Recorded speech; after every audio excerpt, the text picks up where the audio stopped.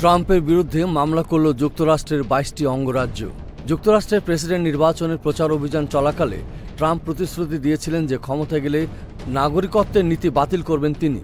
সোমবার প্রেসিডেন্ট হিসেবে শপথ নেওয়ার পর মঙ্গলবার বেশ কয়েকটি নির্বাহী আদেশে স্বাক্ষর করেন ট্রাম্প। তার মধ্যে জন্মসূত্র নাগরিকত্ব বাতিলের আদেশও ছিল। ট্রাম্পের নির্দেশ অনুযায়ী যুক্তরাষ্ট্রে যদি অবৈধ অভিবাসী সন্তান জন্ম নেয় তাহলে সেই শিশুরা আর মার্কিন নাগরিক হবেন না।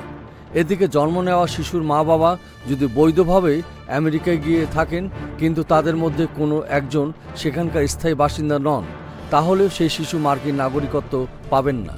এছাড়া কেউ যদি শিক্ষার্থী ভিসা, ওয়ার্ক ভিসা কিংবা পর্যটন ভিসায় সেখানে গিয়ে সন্তানের জন্ম দেন তাহলেও সেই শিশু আর মার্কিন নাগরিক হবেন না। আগামী ২০ ফেব্রুয়ারি থেকে কার্যকর হবে এই আদেশ। এই কারণে তার বিরুদ্ধে ইতিমধ্যে দেশটির ২২টি অঙ্গরাজ্যে মামলা হয়েছে। এসব অঙ্গরাজ্যের সবগুলোতেই বাইডেনের প্রতিদ্বন্দ্বী রাজনৈতিক দল ডেমোক্রেটিক পার্টি শক্তিশালী। এই আদেশ যুক্তরাষ্ট্রের সঙ্গে খাপ খায় না।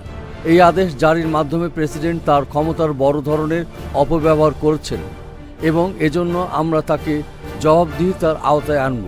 বিবৃতিতে ক্যালিফোর্নিয়া অ্যাটর্নি জেনারেল বলেন, প্রেসিডেন্ট জন্মসূত্রে নাগরিকত্ব বাতিল বিষয়ক যে নির্বাহী আদেশ স্বাক্ষর করেছেন তা অশোভন, অমার্জিত এবং পুরোপুরি অসাংবিধানিক।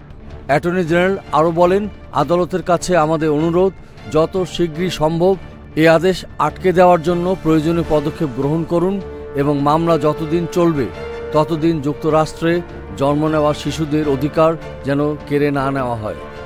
এস আহমেদ রাজ, ডেস্ক রিপোর্ট, এই সময় টিভি, ঢাকা।